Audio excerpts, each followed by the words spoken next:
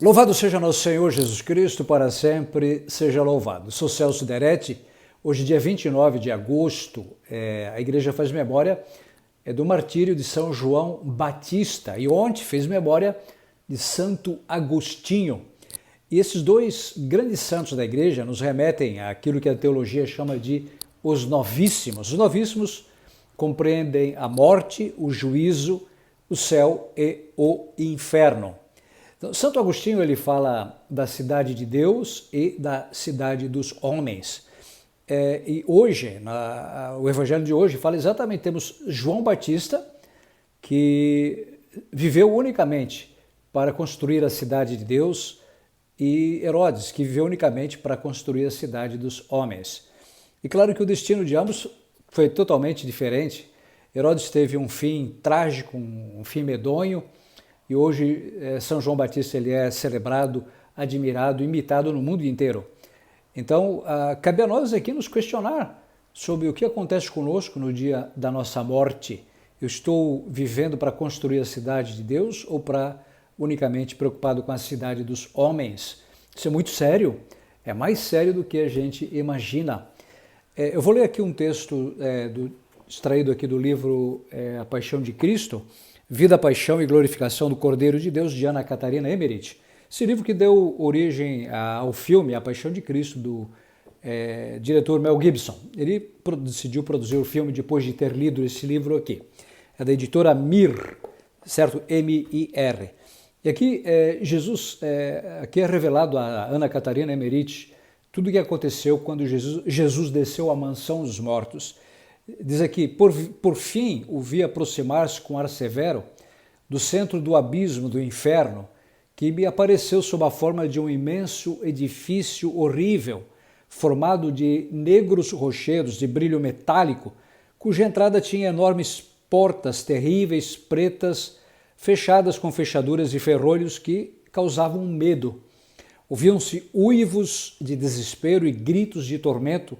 Abriram-se as portas e apareceu um mundo hediondo e tenebroso. Assim como vi as moradas, aqui ela vai falar do céu e também do inferno. Então, aqueles que ocuparam a sua vida em servir a Deus na cidade de Deus vão para o céu, e aqueles que se ocuparam unicamente em construir a cidade dos homens irão para o inferno, com toda certeza. Então, aqui olha aqui o que acontece, a diferença entre o céu e o inferno.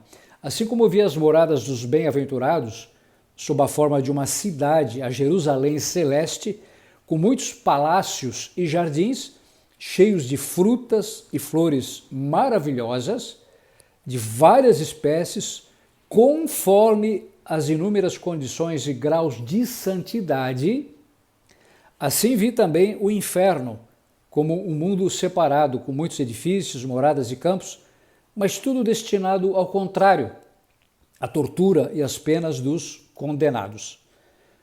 Agora o céu novamente. Como na morada dos bem-aventurados, tudo é disposto segundo as causas e condições da eterna paz, harmonia e alegria, assim no inferno se manifesta em tudo a eterna ira, discórdia e desespero.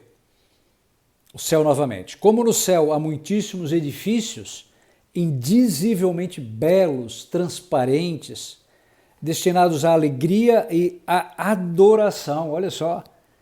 Assim há no inferno inúmeros e variados cárceres e cavernas, cheios de tortura, maldição e desespero. Há no céu maravilhosos jardins, cheios de frutos de gozo divino. No inferno, horrendos desertos e pântanos, cheios de tormentos e angústias e de tudo que pode causar horror, medo e nojo. Vi templos, altares, castelos, tronos, jardins, lagos, rios de maldição, de ódio, de horror e desespero, de confusão, de pena e tortura. Como há no céu rios de bênção, de amor, de concórdia, de alegria e felicidade. Aqui a eterna, terrível discórdia dos condenados. Lá a união bem-aventurada dos santos. Todas as raízes da corrupção e do erro produzem aqui tortura e suplício, em inumeráveis manifestações e operações. há um só pensamento reto, a ideia austera da justiça divina, segundo a qual cada condenado sofre a pena, o suplício, que é o fruto necessário de seu crime. Pois tudo o que se passa e se vê de horrível nesse lugar, preste atenção agora, é a essência, a forma e a perversidade do pecado desmascarado. Da serpente que atormenta com veneno maldoso os que o alimentaram no seio.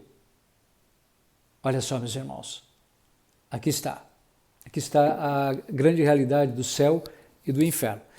Então, procure meditar um pouco mais sobre os novíssimos, sobre a morte que se avizinha de cada um de nós. A Bíblia diz que a vida de um homem é 70 anos, os mais fortes chegam aos 80. Veja, aqui então nós já estamos nos aproximando do dia do nosso encontro com o Senhor, onde teremos que nos apresentar diante do tribunal de Cristo. Então, não brinque com a sua salvação, não brinque com a salvação eterna da sua alma, porque o céu é uma realidade maravilhosa, inefável, inenarrável, mas o inferno é uma realidade terrível, de castigos inomináveis. A vontade de Deus, conforme está escrito lá em 1ª Carta de São Paulo a Timóteo, capítulo 2, versículos 3 e 4, a vontade de Deus é que todos os homens se salvem, cheguem ao conhecimento da verdade. Com efeito, de tal modo Deus amou o mundo, que deu seu Filho único, para que todo o que nele crer não pereça, mas tenha a vida eterna.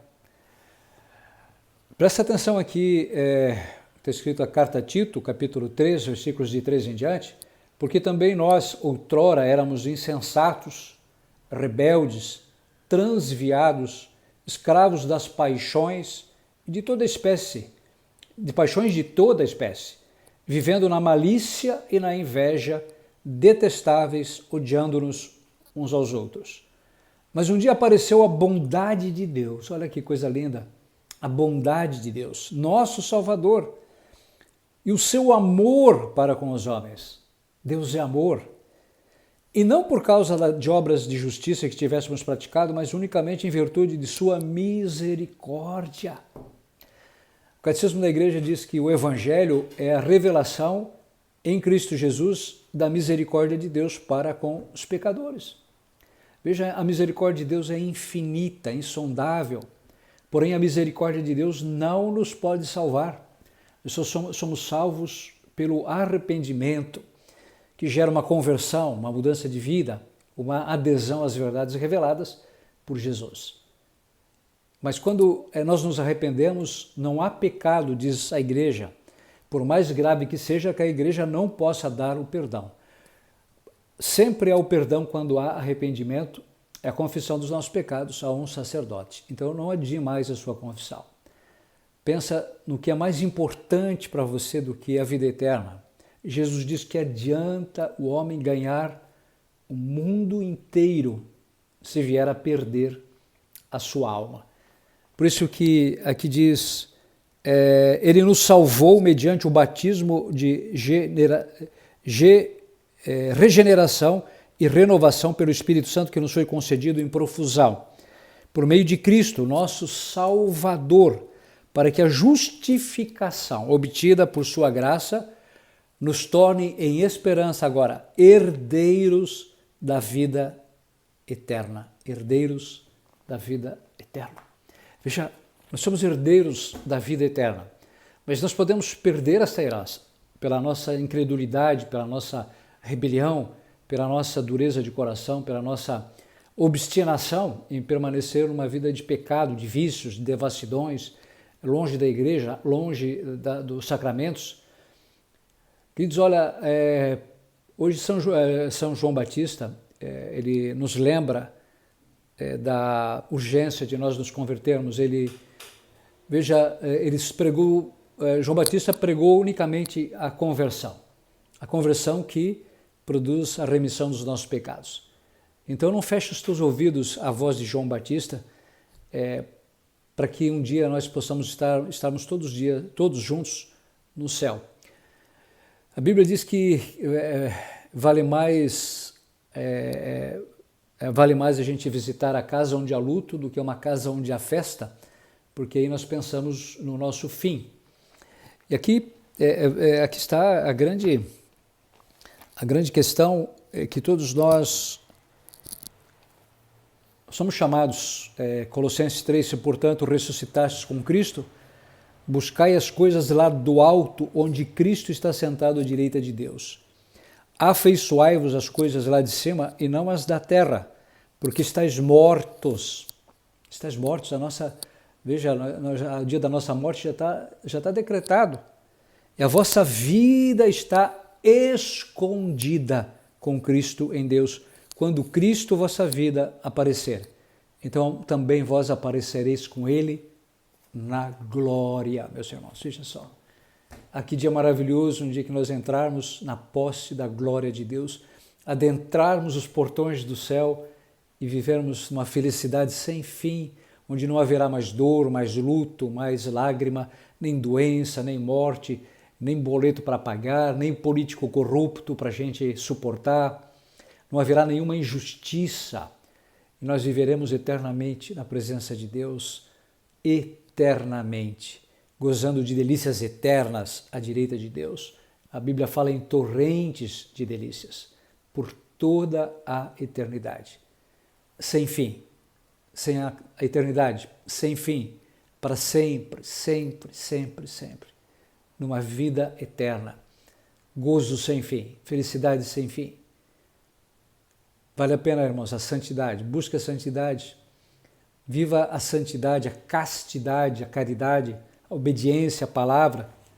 Aqui diz, buscai a Deus enquanto Ele pode ser encontrado. Nesse sábado, por exemplo, nós temos a nossa vigília de adoração.